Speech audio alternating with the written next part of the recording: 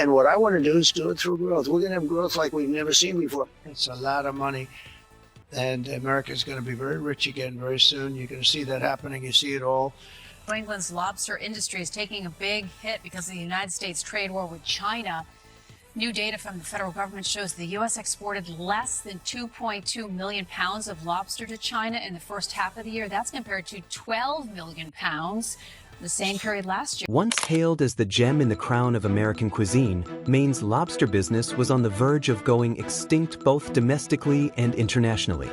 In a few short seasons, what had long been seen as indestructible, a billion-dollar anchor for a whole region, broke down. In just a few months, U.S. lobster exports have dropped from around $468 million to an expected $73 million by the first half of 2020. Years of market presence were erased in less than 2 years when the two biggest buyers, Europe and China, appeared to disappear virtually suddenly. Maine's once bustling harbors reverberated with silence as boats that had once sailed every day now sat tethered to the piers.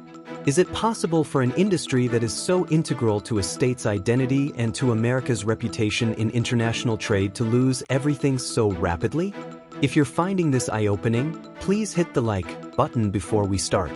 We are able to beat the algorithm thanks to it. Maine's coastal towns soon found themselves in a financial difficulty as a result of the export decline. Hard-shell lobster prices, which typically kept families afloat, plummeted so precipitously in the spring that hauling additional traps frequently resulted in greater losses. What had been a stable way of life for a long time now appeared to be a losing risk. It was a dramatic change for Sternman. Previously earning about $30,000 a year, annual wages now approach $23,000. For already overburdened households, that $7,000 disparity meant not only lost income but also late payments, mounting debt, and difficult decisions. Even worse was the situation for entry-level employees, whose hourly wages dropped to $15 or $17, hardly enough to compete with temporary shore positions. It was a frightening discovery in an area where the ocean has long served as a safety net. Living expenses were no longer met by the work. What future could the sea offer the following generation if it couldn't support the families of today? You probably care if you've read this far. Think about signing up to receive updates. If declining prices put a burden on fishermen's finances, news of global politics made matters worse. Maine lobster became an accidental hostage caught in a crossfire far beyond the grasp of coastal towns as a result of the trade war. Tariff disputes that started with steel and agriculture quickly extended to seafood, making Maine's valued export an easy target. China took the lead, enacting a 25% tariff on July 6, 2018, which was raised to 35% by September 1, 2019. The effect was swift and severe for a sector that had spent years trying to gain credibility in the Chinese market. Exports to China were believed to have dropped by as much as 84% in just 11 months, virtually destroying a sector that had once promised expansion. There was no safety in Europe. U.S. supplies became less competitive as the EU kept its own 8% duty on American lobster in place. The value of U.S. lobster exports to Europe dropped from over $52 million to a meager $4.6 million by the first half of 2020. The message was clear to Maine's fleet.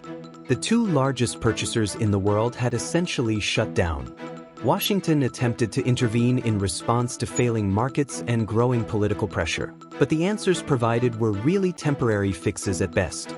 Then President Trump gave the Department of Agriculture instructions to draft a recovery package for the lobster business in Maine on June 24th. However, detractors quickly noted that the administration appeared to be less acquainted with the intricacies of a seafood trade and more knowledgeable with corn and soybeans.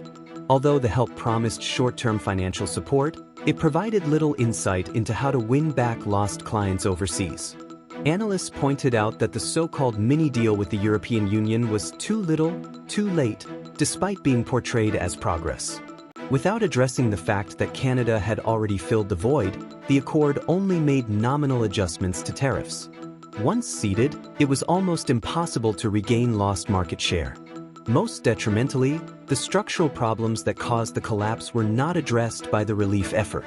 Unaffected were shattered supply networks that left exporters scrambling, rising steel tariffs that drove up lobster trap prices, and a decline in confidence among foreign purchasers.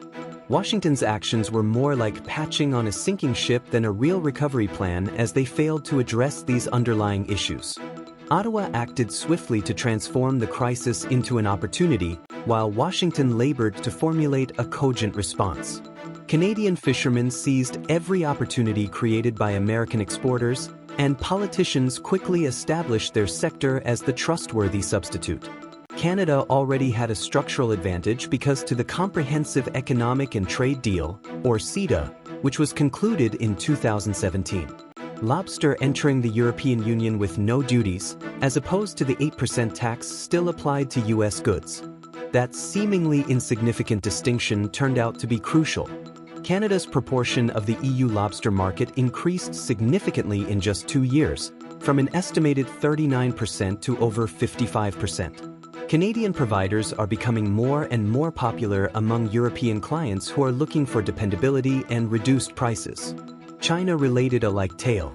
The export of Canadian mukbang skyrocketed when Beijing increased duties on U.S. lobster.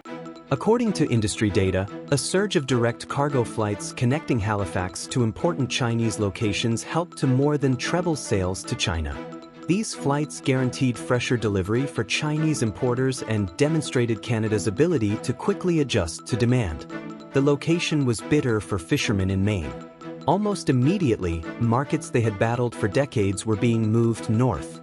In actuality, Canada was doing more than simply covering America's gap. By promoting lobster as a national asset, it was transforming a traditional local product into a fresh representation of trade diplomacy. Losing foreign customers was only half the problem. The crushing weight of unmanageable running expenses made up the other half. The cost of traveling to sea increased each month even as income decreased. Once routine purchases of lobster traps suddenly became expensive, costing as much as $70 or even $90 each. Many teams had to pay tens of thousands of dollars up ahead to rig a boat with the hundreds of traps required for a season. Funds that were no longer recovered through sales. The issue was exacerbated by the larger picture. In just a few months, steel prices in the U.S. increased by about 27%. The industry was affected by the growth. More costly traps, more expensive engine and hull repairs, and more costly refrigeration and safety systems parts. It grew more difficult to purchase even the fuel that kept boats afloat.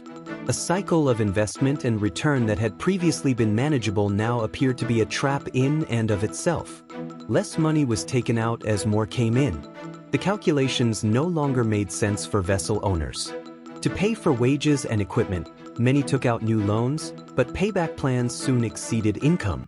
Families that had run the same boats for generations were suddenly forced to discuss selling their boats, laying off employees, or giving up on the business completely.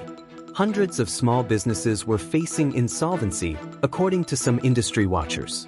Not because lobsters had vanished from the sea, but rather because their market value had been outweighed by the expense of obtaining them.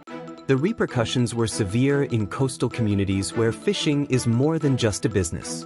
Individual commanders were not the only ones threatened by debt. Whole communities centered around lobster were at risk. Every additional expense undermined not only financial security but also the assurance that one might always make a living from the sea. The hard truth was evident to fishermen in Maine. Now, surviving depended more on negotiating the consequences of governmental decisions made far from the sea than it did on ability and tradition. Canada didn't just cover the void created by American exports. It completely changed the way lobster was portrayed, making it a representation of the strength of the national economy. Ottawa went beyond opportunistic short-term deals by entering into multi-year agreements with European and Asian purchasers. Due to these agreements, Canadian lobster became the standard option when restaurants, wholesalers, and supermarkets overseas placed their orders, permanently tying Canada into international seafood supply networks. There was significant domestic investment to support this strategic strategy. While processing facilities built up to add more value before exporting, the port infrastructure in the Atlantic provinces was developed to handle higher quantities. Canada is now a dependable center for seafood logistics in addition to being a provider of raw catch because to improvements made to cold storage facilities, packaging processes, and distribution networks. With every advancement, Canada's position as the world's reliable lobster supply was solidified. It couldn't have been more ironic.